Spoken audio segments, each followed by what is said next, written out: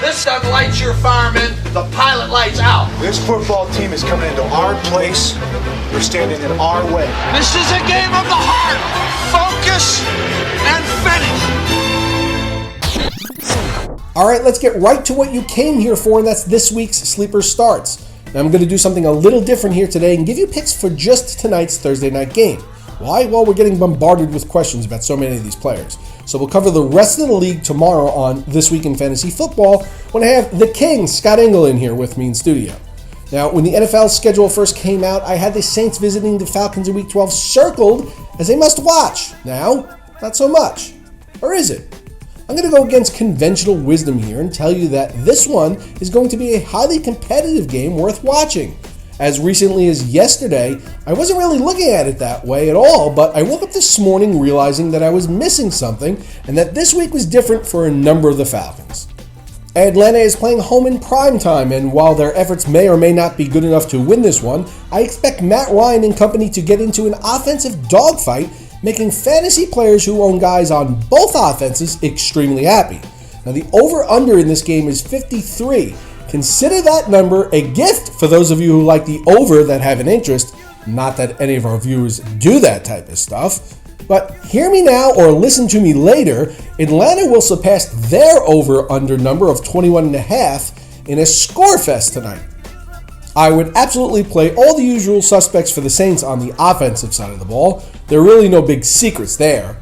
But as for Atlanta, I'm going to do the unconscionable and tell you to do something that all the other pundits are telling you to do the exact opposite of. Ready? Wait for it. Wait for it. You're going to play both Matt Ryan and Roddy White tonight. Yeah, that's right. You heard me. Find these two lost birds and get them into your lineup, and you can thank me tomorrow. Here are two of the NFL's biggest stars having an awful season with another shot at performing in the glow of primetime where they can redeem themselves in the public eye. As for Ryan, here's a young man who's gone from being viewed as one of the top quarterbacks in the game, ready to lead his team to a Super Bowl, to the scrap heap in just 11 weeks. Hey, he's had two of the best receivers in the game taken away right from under his nose, and a future Hall of Fame tight end has been running pass patterns hopping on one foot, leaving him with an able receiving core rivaling the league's most underwhelming, with the exception of perhaps the Jets.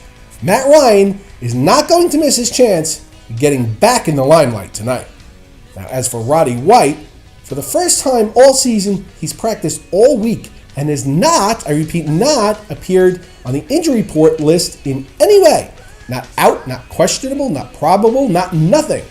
9 guys appear on the required published injury report list for the Falcons submitted this week, including 2 guys who will play. Jacquizz Rodgers listed as probable and Tony Gonzalez listed as questionable. But White is nowhere to be found anywhere except on the practice field, running routes and catching passes for Matt Ryan. And while he's been back for 2 weeks, don't discount the fact that he's had to face the black hole of cornerbacks, Richard Sherman, followed by Darrelle Revis, in his first 2 weeks back from injuries, forcing him to miss games for the first time in his career. Now, I can assure you there are no Shermans and Revises playing for New Orleans. Like I said, you can thank me tomorrow. Today's Twitter question comes from @PaulEEE. It's 3 E's. It's pretty cute, actually. Paulie. Paulie wants to know my thoughts on Zach Stacy, Mike Glennon, and Ray Rice for Week 12. All right, let's take them one at a time. Now, Stacy faces the Bears, who have the second worst run defense in the NFL, giving up almost 134 yards per game. So let's just say that Stacy's going to do better than that, and both he and his mom are going to have it going on. They did that? Now, as for Glennon, he's a giraffe playing the quarterback position. The guy has to have the longest neck in the NFL. Look, Bobby Rainey isn't going to be able to run the ball like he did last week. He's running against the 5th best defense in terms of running in the league. But the giraffe will be able to hit Vince Jackson and all of his friends all day against the porous Lions secondary, and I expect he's going to Ben Roethlisberger them. So I think he's a great play this week. As for Ray Rice, well, it was a nice week last week, but for all the Jets' faults, they're the league's best run defense, giving up less than 74 yards per game. So if you plan on playing Ray Rice, it better be in a PPR league. Now, if you have a question you want answered, hit me up with a tweet. If I don't use your question here on the program, I'll tweet you back with my best advice, or at least I'll give it a shot. And be sure to tune in to the Roto Experts Fantasy Football News Notes and Analysis segment every weekday. Don't miss it. I'll be here to keep you current and ahead of the competition, and on weekends, come back for This Week in Fantasy Football as I team up with the King, Scott Engel. Can't miss that, covering the week that was and the week that will be, answering your viewer questions. For Roto Experts, I'm Mike Cardano. Enjoy the game tonight, everyone.